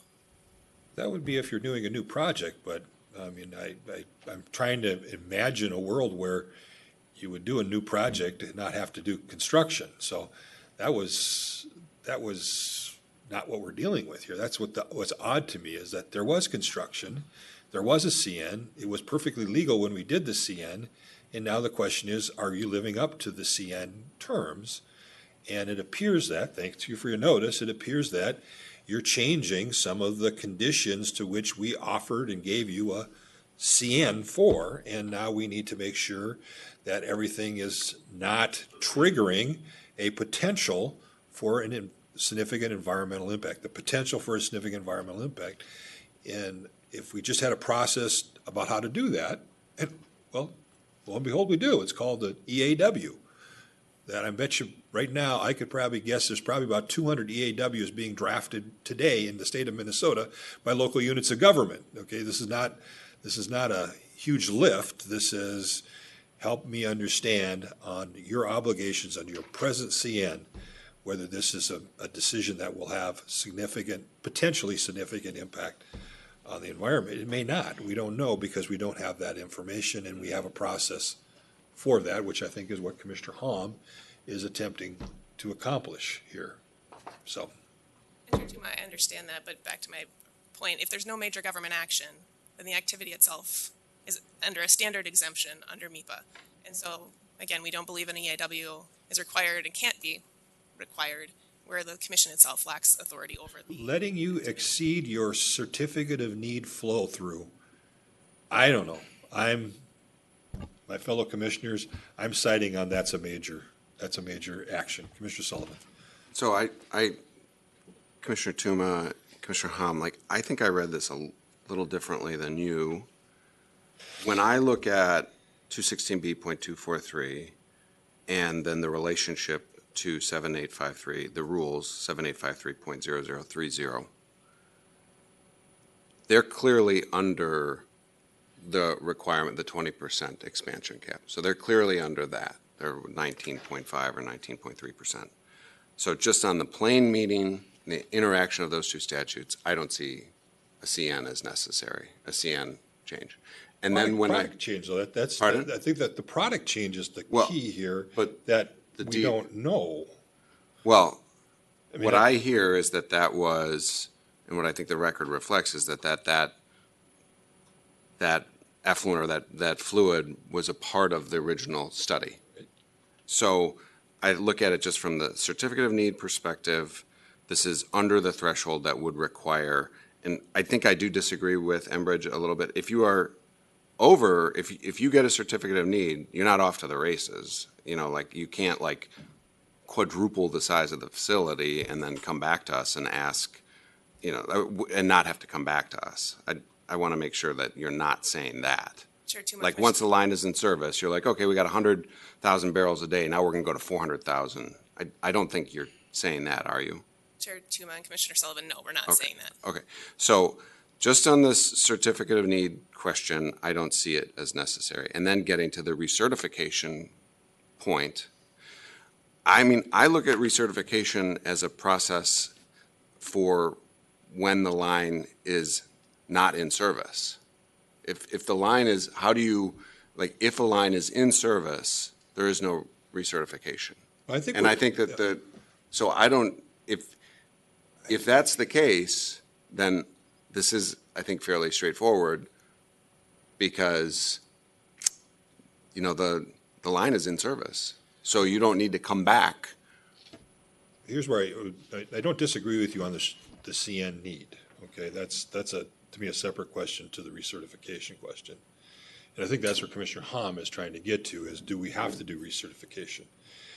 And I think that's the part that I'm not willing to concede, that we don't have something and there's a way to go about figuring out whether we do, and that's an EAW or something similar to it, a process to do an investigation to determine whether a recertification is needed. We certified it at a particular flow, and there, again, this is versus the 20% versus 10% difference. They're wanting to go over 10% but be under 20%, and that's what my understanding of the concern was. I go to the department to point that out. I think there was kind of an odd way of the numbers work out here, in that the 10% is the recertification question. Is that right? That's correct. The 10% is the recertification. We're in agreement that the capacity expansion is not over 20%, and therefore a CN is not required. We're looking at the recertification rule. That is implicated if the capacity increase is above 10%. And it's your desire, Ms. Brusman, your client's desire to go over 10%. My understanding is they have in some ways gone over that in their relationship with the Canadians. So I'm trying to figure out, that's part of what I'm looking at this going, okay, we need to understand a little bit better what's going on so that we know where these limits are. I'm not saying we have to have recertification here. I'm just saying I don't know based on the certificate we gave you, and that's what we do EAWs for. One of the reasons we do EAWs. Chair Tuma, you're correct that Enbridge is planning to expand the capacity by about 19% from 180,000 barrels per day to 215. Chair Tuma. Commissioner Partridge. Thank you, Chair Tuma. I just wanted to weigh in. I, for one, wanted to kind of give my colleagues a sense of where I am, which is very supportive of Commissioner Hom's decision options, and I agree that a CN is not necessary, but I do think that we need to understand the implications of this change before we determine whether recertification is needed.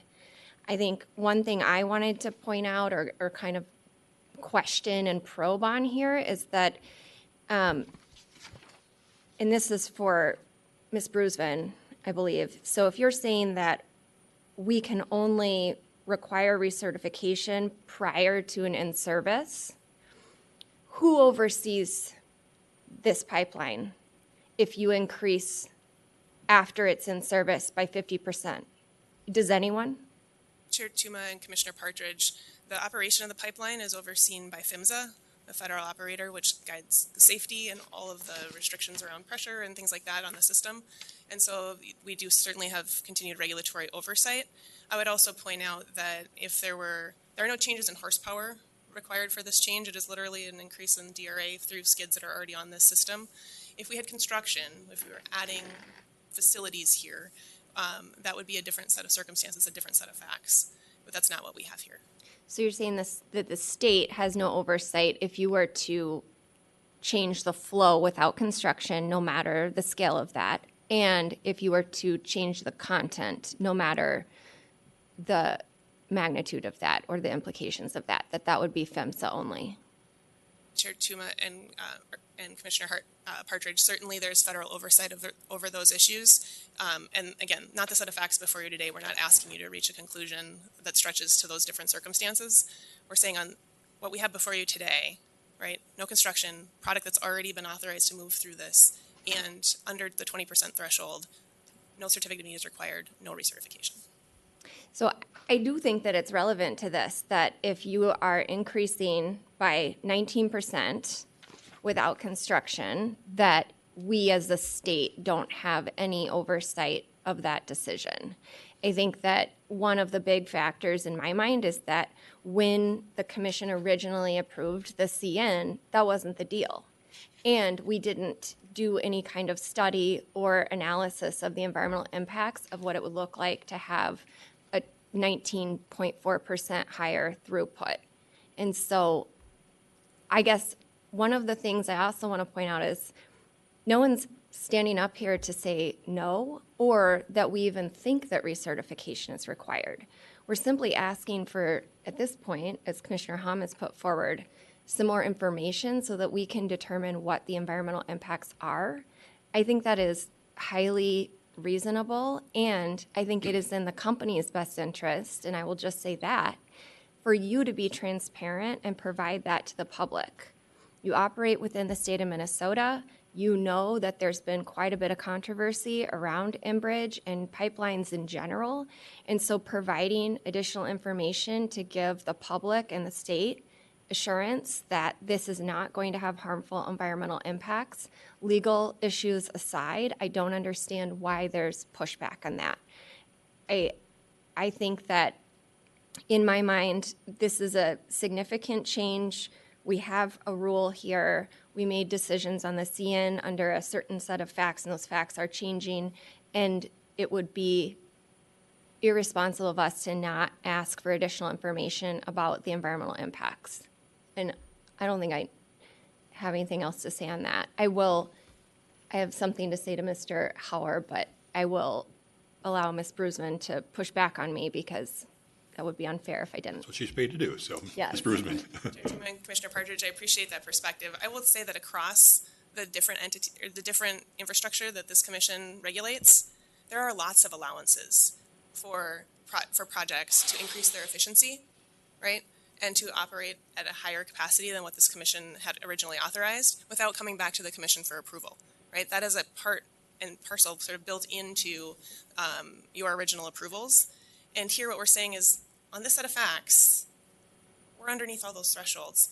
I do share Commissioner Sullivan's view that 7853-0800 was really intended for changes made before construction begins. It's much clearer under 7849-0400 on your electric side. It says before the project is put into service. I think you can still read your pipeline rules the same way, and you should, because the purpose of those rules is only to implement your statutory authority under the statute. And so I do think, I share that same view that statute or that specific rule may not be as artfully drafted, but its intent is the same. Those are the kinds of changes that were really meant to be picked up here. You have the transparency from a public perspective. We filed this notice. You have this docket. We've engaged with you to let you know of this change, but it is low enough, de minimis enough, if you will, that it doesn't require further action from this commission. I do think that engaging in an EAW has the potential to be a much bigger proceeding than is really required for a change of this magnitude. And I also think that, again, given your statutory authority and how the rules are constructed, it's just not necessary here. I'm not yet convinced that, we need to do anything. That's what the EAW is for.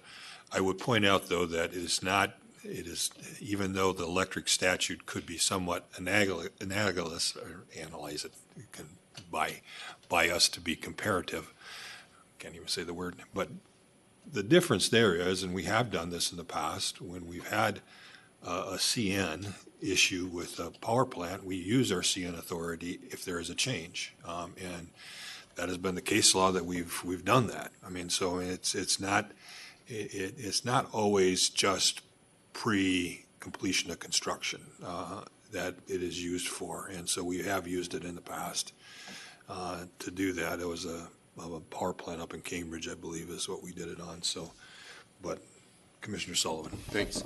What would stop Enbridge from just increasing the capacity each year by 6,500 barrels a day? And then you could completely avoid the certification process. You could completely, and then the certificate of need, it's under there. And then we find ourselves, 3 years from now in the same spot. Ms. Bruiser. Commissioner Sullivan, the rule does have additional language about changes within a 2-year period, right? So but that's what I was saying, 3 years, changes. over 3 years, you could just incrementally step it up, and then you're outside of that. Chair Tuma and Commissioner Sullivan, tell you my advice is that serial changes like that are. I'm just, the point that I'm trying to make is that, I don't think the statutes or the rules, I agree with your position, and I don't think that the statutes or the rules are super clear, but in my reading of them, they're clear enough to say that certification is not appropriate in this instance. And one of the ways that I think the practical or like a pragmatic approach could be that the company could just altogether avoid it by just incrementally stepping up its flow through the lines. And that would just completely obviate your need to come forward and get an environmental review from us at any level. And the way that I look at that, that would be doing an injustice to our environmental review statutes. But that would be an option that you could do.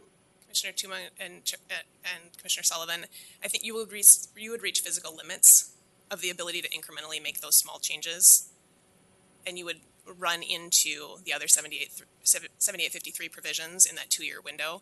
We would end up back here for a commission proceeding in order to really do that. Okay. Yeah. Any further questions? I have one comment.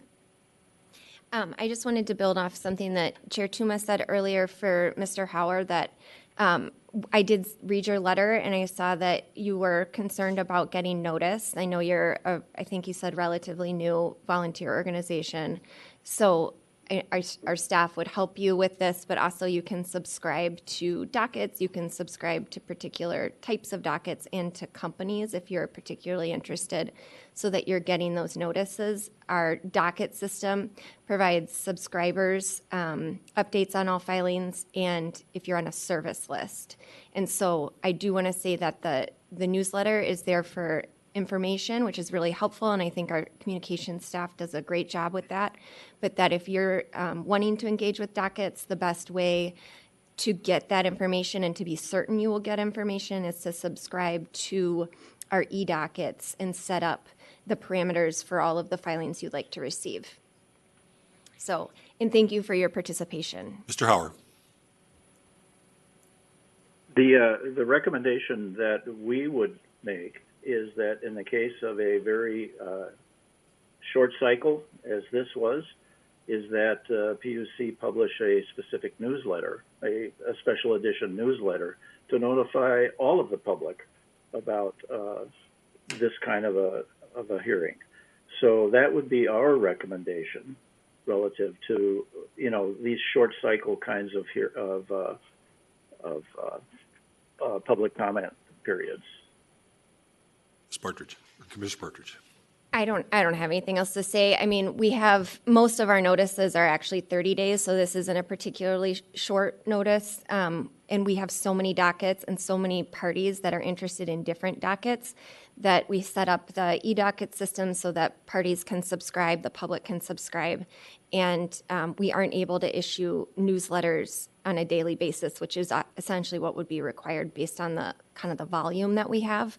But I appreciate that, and I hope that you all will find the subscription process to be user-friendly. And I say this in part also so that anyone listening will understand that we have that available. That's all. That's it. Okay. Any further discussion? Commissioner Hom. Thank you. I'm ready to make a motion, but I think before I make a motion, I'd like to make a statement here. As I think Commissioner Partridge and Tuma mentioned that, yes, I'm not making my decision today on whether it requires recertification, but based on my advice I got, and then also my understanding that clearly if different substance is flowing this pipeline, we have to have a legal jurisdiction over what's going to flow through in this pipeline. So not knowing the facts, that's why I was suggesting that before we make that decision, we should understand what that additional, that drag-reducing agents chemical component is. To me, it's not a huge ask, and then public need to know, I think if that's the case. And then also 19.8% makes me a little bit curious why you picked that number. Okay, your Canadian application for increasing capacity was different with pumping station modification, and your open season number was well below those numbers. So I think that's why I am curious about selection of that capacity if that's the function of your maximum possible usage of the RDA. Please put it in the records. We need to know all those information for public transparency. And that's why I was trying to see and develop a little more records by vetting our rule and then asking our staff to develop the EAW to see whether those information is clearly available and public can see it. So if we are going in that direction, I don't know how our decision will be. If we are going in that direction, I strongly recommending company not to block information if it's a really, really proprietary information you cannot share with. If the particular chemical component is a public information, please do not block it. So every public can see those numbers and chemical composition of this new agent you are going to add. Ms. Brisbane. And Commissioner Hom, I just want to be clear, there's not a new, it's not a new product or a new agent to be added. It is more DRA. It's an increase in volume in the DRA, which allows an increase in volume on the capacity through the pipeline, but it is not a new product. Just want to be clear on that. Commissioner Hom. My understanding that my conversation with you is the same name, but you are not sure whether it's exact same chemical composition, right? That's the point. We can use same name for the product, but that doesn't mean that it's the same chemical component. And we do not have that in the records. Ms. Brisbane. Chair Tuma and Commissioner Hom, so just to be clear, it's the same product that's being put in the line today. My earlier comment was I can't confirm whether the chemical composition is exactly the same as it was in 2007. So. Potato, tomato. Okay. Oh, yeah. We can go around in circles on this. I support your motion, Commissioner Hom, because I do think we need to get more information. I have not made any judgment at this stage yet, but I do have some concerns, and I still think I'm not willing to weaken our certificate of need authority to this level where construction becomes a get out of CN free card. I appreciate your argument. It's a good argument, but I am certainly not there. And, if that is going to get us in trouble, fine, but I feel pretty confident. We just need more information at this stage, so that's where I'm at. Mr. Sullivan, anything to add? Or? I mean, I don't agree that by doing, I don't agree with what you just said. And I'm thinking about, I don't think that by doing decision option, if I were to make the motion, and I know where this is going, but if I were to make the motion, it would be decision option 1 and decision option 3. I don't think we are necessarily acceding to Enbridge's argument. But I mean, I don't know. An EAW doesn't seem to be the biggest lift in the world, but I don't know. My legal reading is just different than yours. And I think to me, it's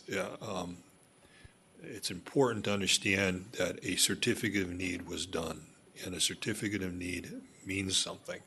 And I think that's the part that I'm struggling with. We're not talking that we're holding them to a higher standard for something new they're doing. This is something they have promised us to do under a certificate of need, and we developed a mitigation around that. I'm not convinced I know what that should be or whether we should even do something at this stage. And so that's why I think an EAW has some value to get that information out there so we can make an assessment on the existing certificate that was given to them by this commission back when we did this docket here's where a couple decades ago. Sorry to interrupt you, but Okay. like here's where I disagree with that. Like I think we're just fundamentally still within the same tolerances that we passed. I mean, like when you look at the original certificate of need and you look at the statutory and the rule guidance that we have, I think we're within those same tolerances. I don't see it as. Well, that's a factual question where then I would disagree with you. The way I read where they're going to 19 point whatever was in excess of what the certificate of need laid out as a requirement for us to look at, which was the 10%. And that's getting this kind of weird, do they need a new certificate or do they need a recertification? And I fell under the belief that over 10% is what I don't want to get there, it's 1% or 0.5%. I've turned the dial a little bit. I think it was wise when we developed a certificate to leave it at the 10, and that's where I think the rules in our past certificate we're dealing with. And again, it's that certificate that I'm focused on, not something new. I think we're talking the same thing, but that's why I think it's important for us just to get more information. That's where I agree with Commissioner Hom. So, Commissioner Hom, Sorry, just may I ask one just follow up to your question to your statement. Sure. When you said that the certificate of need has a 10% trigger, I don't see that in this order. I'm just wondering what you are referencing. I'll go to the department. You're the ones that raised it. So why do you think the 10% is a trigger? We believe that 10% is the trigger, Chair Tuma, for when it has to be brought to the commission to decide if recertification is necessary. That is specified in the rule. Yeah, and that's the way I read it. So it's in the record. It's in their briefings. That's you obviously are disagreeing with them. So I'm siding with them. Thank you, Chair Tuma. I was just trying to clarify because it sounded to me like you were making a suggestion that the prior order in this docket had a 10% threshold. Well, no, the prior order gave you a certificate. Okay. And then it's just the rule that you're relying on here in terms of the 10% threshold. Yeah. And it was based on the fact that you're running product through there, and so a certain flow. And all those things. You have to have a flow before the rule is going to be triggered, right? I mean, there has to be a definition of flow, and that I would assume was in the permit or in the certificate of need order, was it not? Chair Tuma, yes, the certificate of need had the capacity, the annual average and design capacity of the line. So it is an order. So again, it's a lot of tomato stuff going on here. So go ahead. I just feel like I'm like a dog with a bone right here. Like, why would you recertify an in-service line? That doesn't make sense to me. The line is already in service.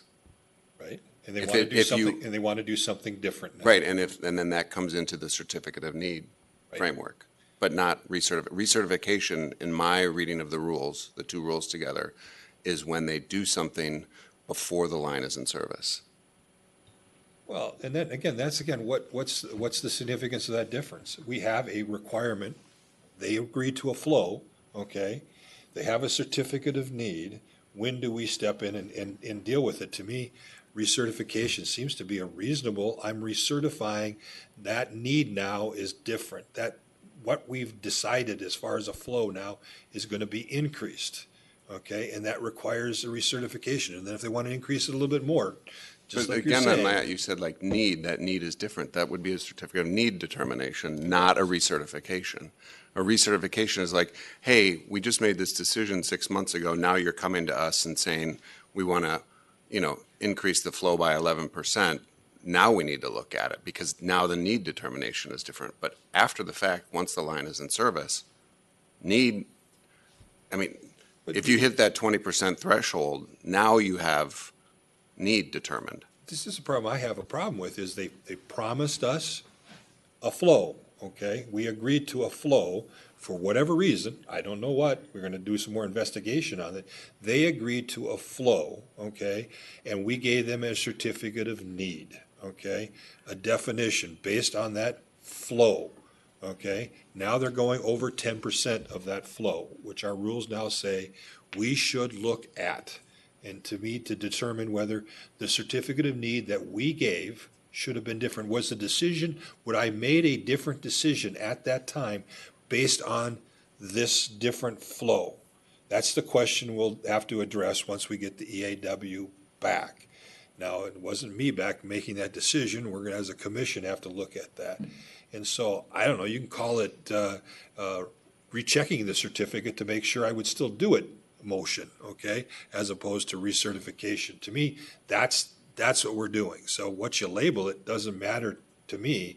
It's that you have a certificate of need, you had a flow that you agreed to that's in the order, and now you are exceeding it over 10%, and now I need to make a decision. Is that something that would have caused me to make an alternative decision?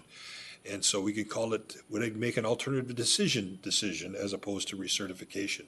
I don't care what you call it. I think I have to look at it.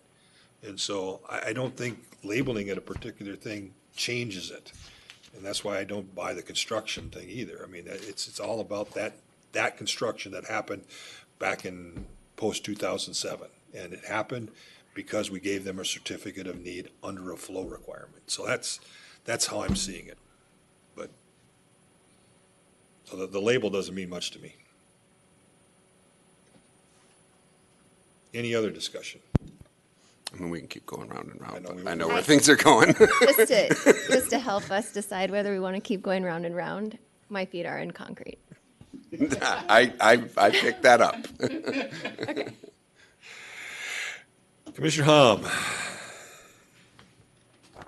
Thank you for all those discussions, but I'll move HAM Alternative 7 and HAM New 9 as I think a way of developing the record. I think we are not making prejudgment because as company claim in oral discussion today, there is no substantive change in chemical composition. I would like to see that in the EAW process, making sure that we have that in the records so we can make a more informed decision overall. Being said, I think only another thing I had a little, it's not a huge issue, but our original order was just using the capacity as a number rather than defining with a design capacity versus a annual daily average. But I think my understanding of original application, that was annual daily average, and you are asking for increase that annual daily average in this case. So I think that we, in the future, in our order writing, we have to make sure that we clearly define different type of capacity. And company original filing in the 2007 was using that definition. And then I think companies asking same definition in here and increasing that amount. Okay, seeing no further discussion, all those in favor, Commissioner Partridge. I have one question on the motion. Should we add decision option 1 to say that it doesn't require a certificate of need? But then moving forward with the recertification, or? Either one's is fine, so. Can we restate the motion so I know what it is? Right now, it's just 7 and 9. Yeah, I think I'm moving HAM alternative 7 and HAM new 9. Okay. All those in favor of the motion signify by saying aye. Aye. All those opposed, same sign. No. Motion passes 3-1. That being all the business in front of us, and I did not keep my promise of trying to get done by noon, so my apologies. But thank you for your attention. We are now adjourned. And may the record reflect, I'm changing my chair back to my location.